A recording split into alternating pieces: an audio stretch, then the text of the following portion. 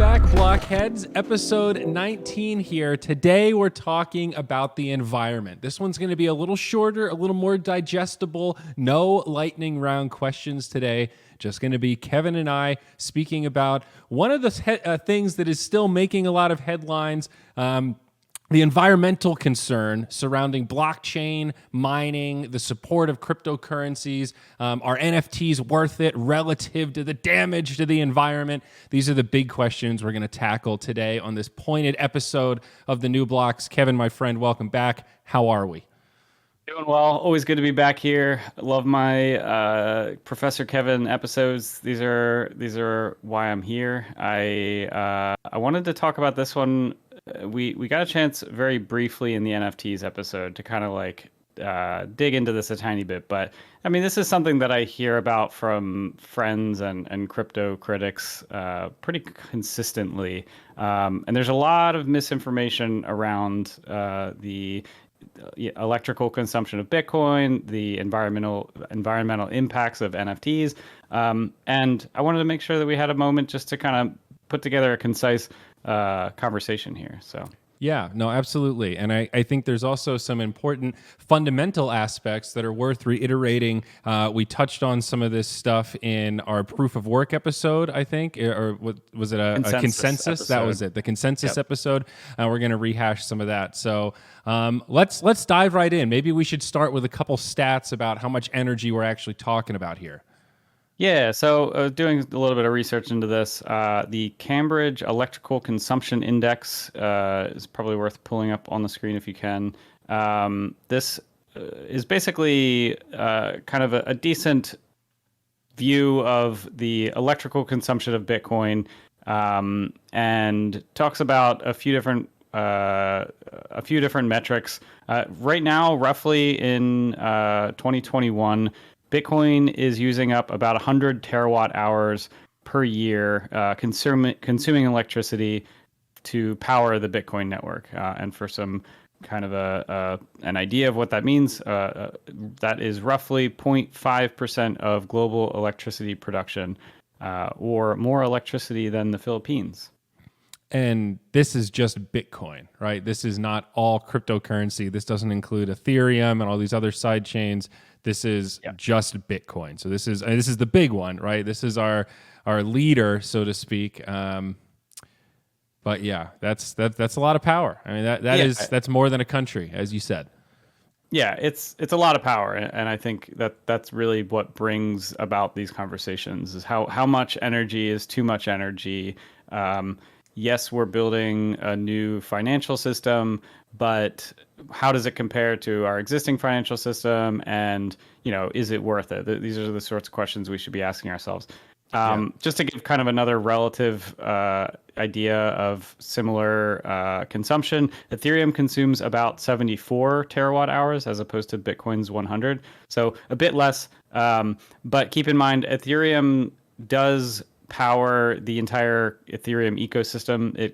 Its consensus mechanism secures all of the cryptocurrencies that exist on top of it. So that talks about essentially like take this number and then figure out what that means given all of the NFTs that exist, all of DeFi and any other cryptocurrency that has been built off of Ethereum kind of can get pushed down into this number. Yeah, definitely. But top of the iceberg here, I think I always like to acknowledge at the beginning of this conversation that this is like sort of an imperfect aspect of blockchain and cryptocurrency, right? Like at the end of the day, we are solving arbitrary cryptographic puzzles for the sake of them being arbitrary so that you have to burn power, electricity, computing power, use expensive hardware to do that.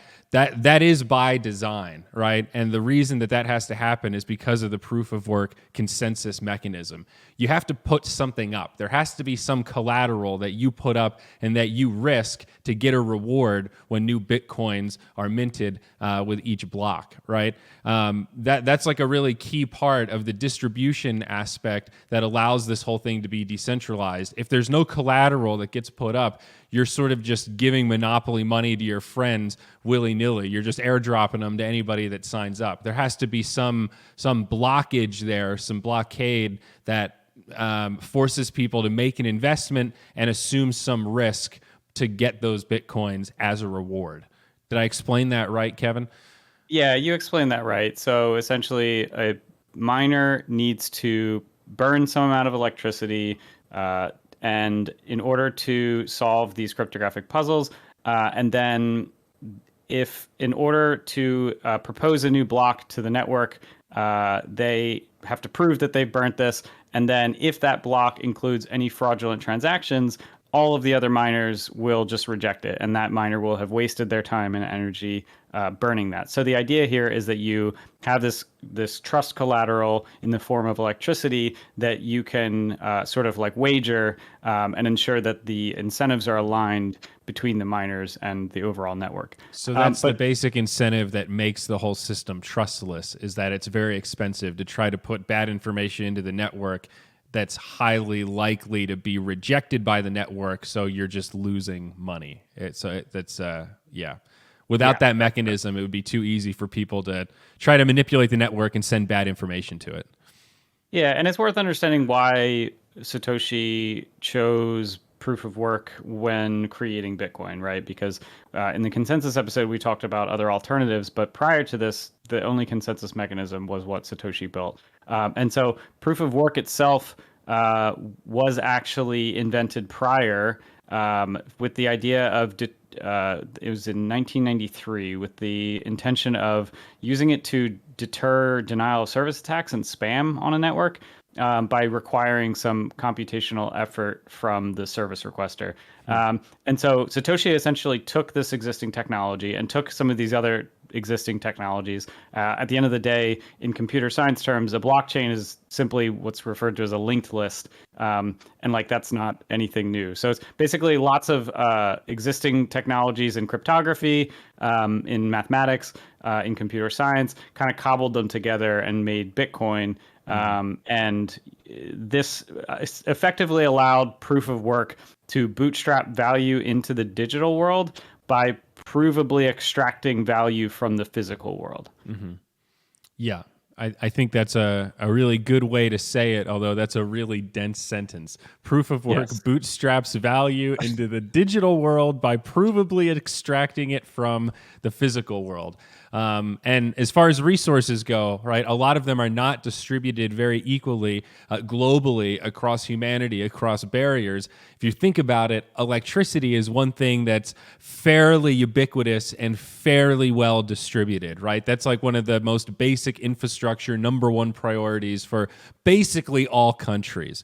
So that does position it as a sort of an interesting concept. I mean, computing power is like the next level on top of that, right? But yeah, electricity is pretty readily available for the most part. Yeah, it kind of allows this new network to begin at an even playing field where anyone in the world that has a computer can start, providing their proof of work. So since proof of work, we as a community have come to the realization that this approach to consensus building does not scale. It does not jive well with the existing implications of climate change, and we needed alternatives. So in 2012, a fork of Bitcoin called Peercoin made this hybrid consensus mechanism that kind of had a component of proof of work, but introduced this new component of proof of stake.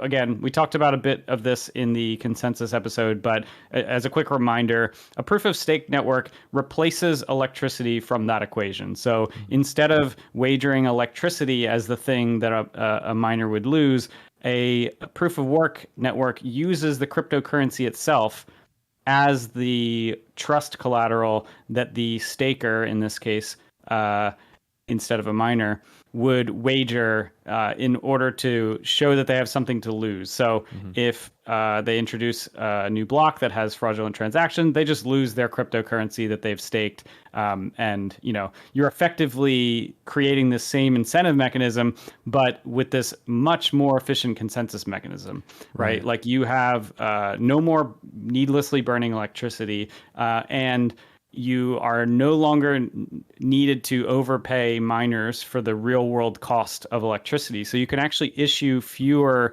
tokens to secure the network.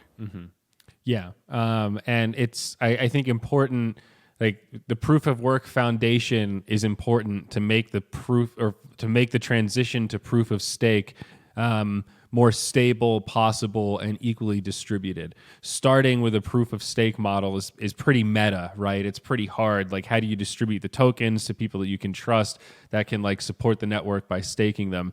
That's like a whole complex trust system and governance thing that you have to build. And proof of work is a pretty good starting point. So, obviously, if you listen to this podcast, right, we're much more bullish on Ethereum than Bitcoin these days, especially, I think we've been pretty straightforward about it. And this is a big aspect. Ethereum has kind of a plan and a future that is very relevant to the environmental impact, and this will be a substantial change, and it's not that far away. Bitcoin, on the other hand, is probably going to be proof of work forever, right? They're going to like die on that hill. That's kind of their thing. It's immutable. It doesn't change.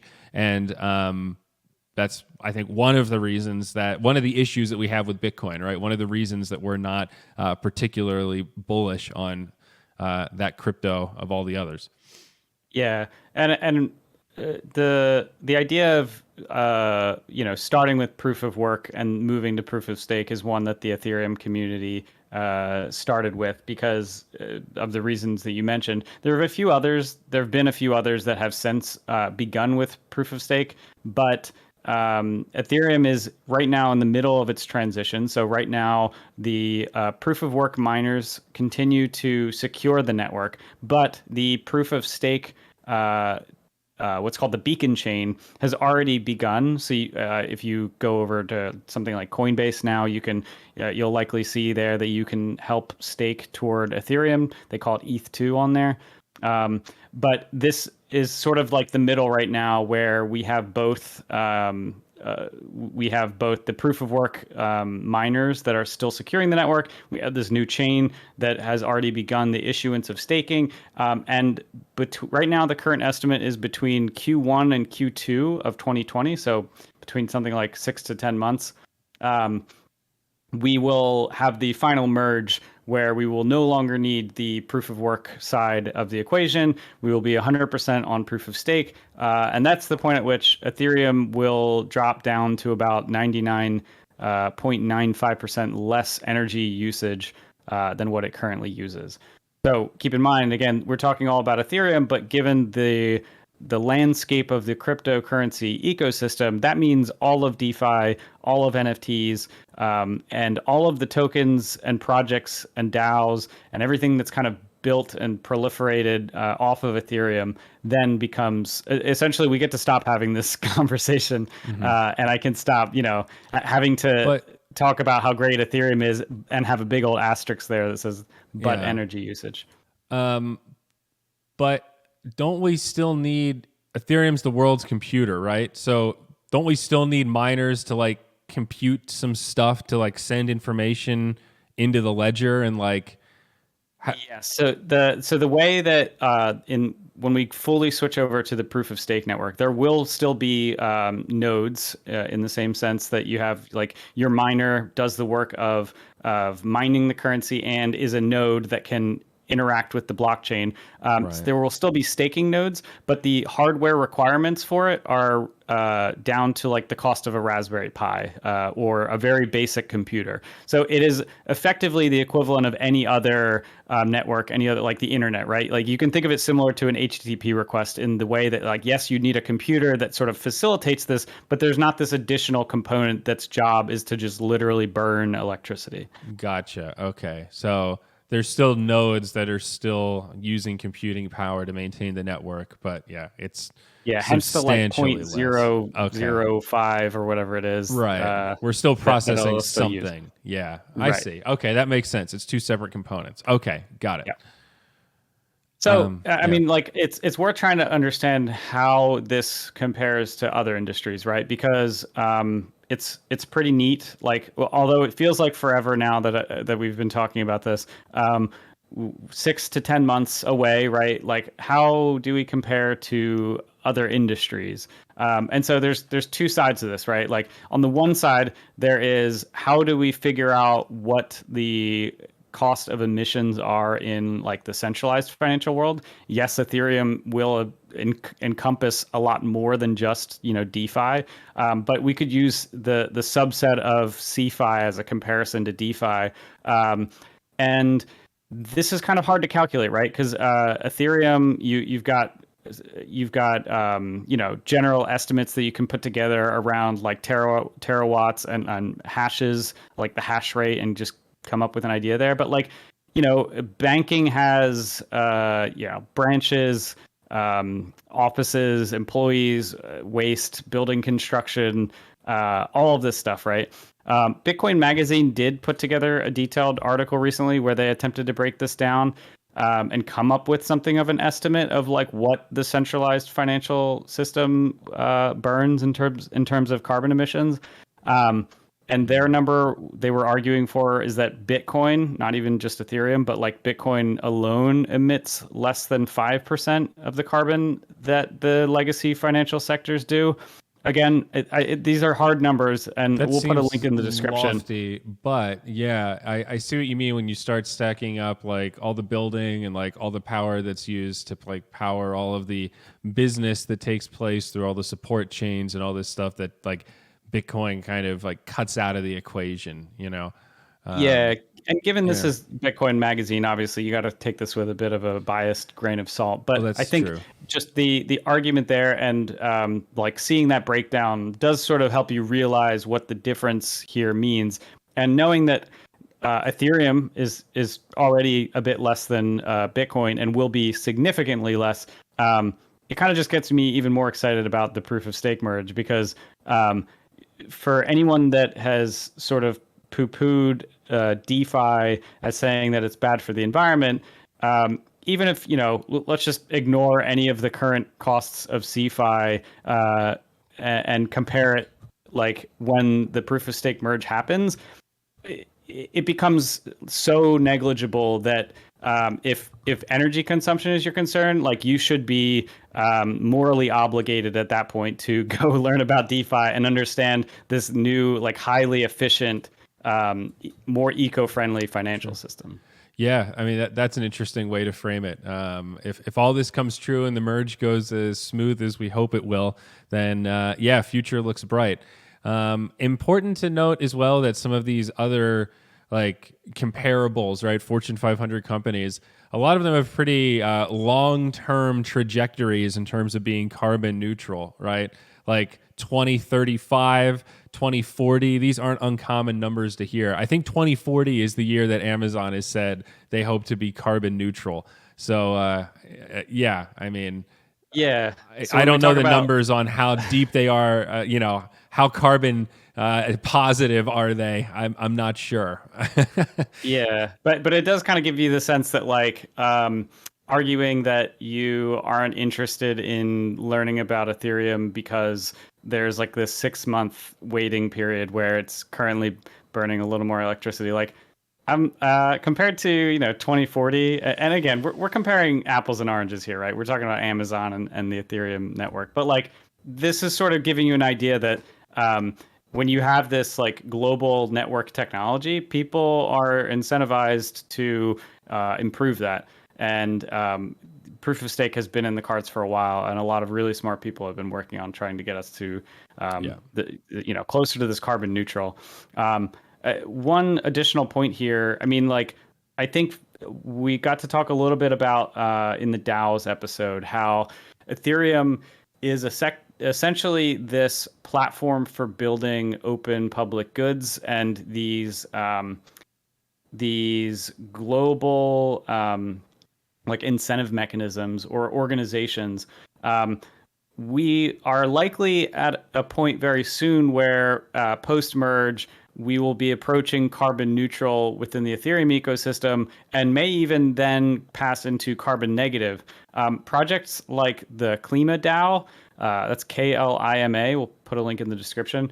They are building this, essentially it's a global incentive mechanism to purchase carbon credits and remove them from the market, which would therefore increase the price for companies to continue burning carbon, which would then force them to move toward more more clean alternatives much quicker. So again, this is a new technology that allows for building new incentive mechanisms. And when we all can collectively agree that like climate change is bad, then I think there's a ton of incentive globally to figure out what we can do to fix that.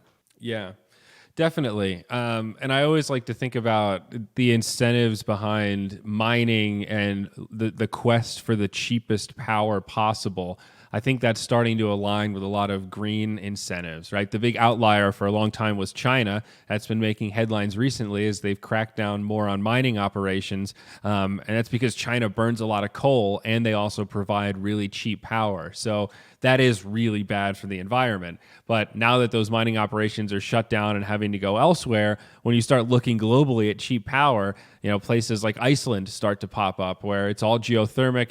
There's like a huge surplus of electricity because they use the natural heat from living on a freaking volcano. Plus, it's really cold there, so you have all sorts of options in terms of heat distribution.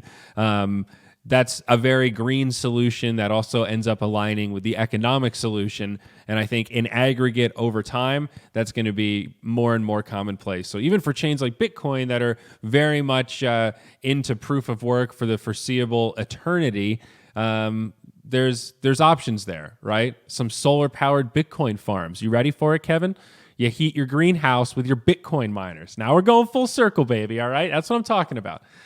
Yeah, I mean, just to piggyback off of that, there, in hydroelectric or in solar, you have these situations where you might have excess energy, and with solar, you can't just store that easily. Like you could purchase like a ton of batteries, but it's not as simple as like with oil or coal. You can just leave it in a warehouse. Mm-hmm. So with things that are renewable, you can actually then use that excess energy to store that in the form of Bitcoin, right? You can use that excess energy to mine Bitcoin with something that would otherwise be just discharged, and then use that as sort of like a storage mechanism in the sense that you're storing the value that could therefore then be used to go repurchase energy elsewhere.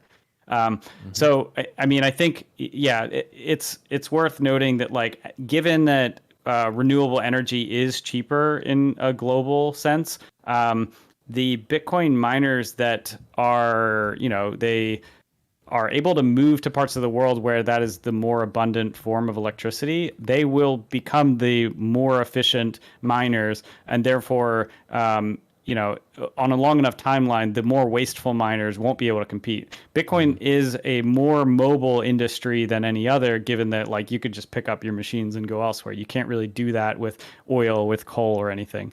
So this will be a slow process for Bitcoin. But like, again, just to give some numbers, right now, in addition to the amount of electricity that Bitcoin burns, another very important part of this conversation is the actual breakdown of where that electricity is coming from. And again, this is not easy to come up with. You can look at a few different reports. As I was looking this up, I saw a report that said that 39% of Bitcoin's energy consumption was carbon neutral. Another report said like 50. Another report said 70. So this is like a choose your own adventure here. But to give you some more perspective, the U.S. currently uses about 30.5% sustainable energy. So like even the worst estimates for Bitcoin is already, we've already surpassed the United States, and China is 15% sustainable energy. So again, like as much as it is, it is a problem, and it will take a while for Bitcoin to become better and better. It's kind of already surpassed a lot of pretty large nation states. Right. There's like this weird, it's not quite cognitive dissonance, but there's an unfair extremity applied to Bitcoin in terms of pointing out like, well, the standard is that it should be carbon neutral. So like it feels really bad and terrible. But when you look at some of these major countries like China being less than 15% renewable, that's pretty rough. Even America being less than a third at 30.5%. Yeah, Bitcoin's at least on par, slightly ahead of the United States in that regard. So when you look at it more in that context, in a comparable sense, yeah, it's making progress, and it's kind of on target by a global standard, right? Yeah, and like I think the final point I want to leave this on is that narratives matter, right? So even if it turns out that in the next few years that like Bitcoin becomes this, potential like source for pushing us toward renewables even more so, the average person's not going to sit through a 25-30 minute presentation to learn the nuance of crypto consensus mechanisms, right? Like our listeners are going to be a little bit more educated on this, but the average person isn't. And so it's worth remembering and recognizing that Bitcoin is going to have an uphill battle against climate change, right? Like even if the Bitcoiners of the world that are sort of like chanting the mantra of like proof of work or die, even if they can make this long case for like why it's not so bad, Ethereum's going to be on the other side of proof of stake merge. And we can finally just exit the conversation and be like, listen, go look over here. Like we have a picture that's worth pulling up that shows like the relative energy consumption per transaction between Bitcoin, ETH proof of work, and then finally ETH proof of stake. And it is a staggering difference. And yeah, it's going to be nice to not even have to really have those conversations. Yeah, I am inclined to agree with you. I know what you mean in terms of proof of stake for Ethereum has been talked about, rumored, I guess, promised for so long, and it's kind of understandably taken a long time. And I think it's been sort of fair 3 or 4 years ago for naysayers to go like, yeah, well, when's that going to happen? What about right now, man? And for that to just be gone. And yeah, for us to be the screw relative to the Leaning Tower of Pisa.